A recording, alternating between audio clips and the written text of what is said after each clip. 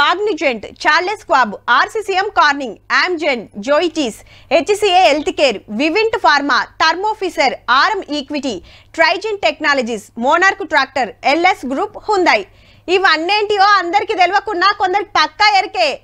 అంతెందుకు, దినాం తీన్మార్ వార్తలు చూసేటోళ్ళకైతే ఇప్పుడు వచ్చే వార్త ఏందో కూడా ఎరికేనబ్బా. సిటీ నడిమిట్లకెళ్ళి వారుతున్న నది జిగేళ్ళమంటున్న కలర్ లైట్లు పరాకతిగా ఒడ్డుపోట ఊకొని ముచ్చట్లు పెడుతున్న పబ్లిక్. హగో సీఎం సార్ ను చూడండి, నడిమిట్లకెళ్ళి నడుస్తున్నాడు నవ్వుకుంటా. ఇంతకిది ఏడనుకుంటున్నారు? దక్షిణ కొరియా దేశం సిఎల్ సిటీలా చుంగేచాంగ్ నది కాడ సిటీలో 11 కిలోమీటర్లు వారే నది మస్తు గలీజ్ ఉండేనట. అప్పట్లా పబ్లిక్ ముక్కులు మూసుకొని తిరిగేదట. గిట్లుంటే ఎట్లని నీళ్లు తేటగా చేసి డెవలప్మెంట్ చేస్తే బయట దేశాలకెళ్ళి 19 కోట్ల మంది వచ్చి చూసిపోతురంటే చూడుండ్రిగా ఎంత ముద్దు అయ్యిందో.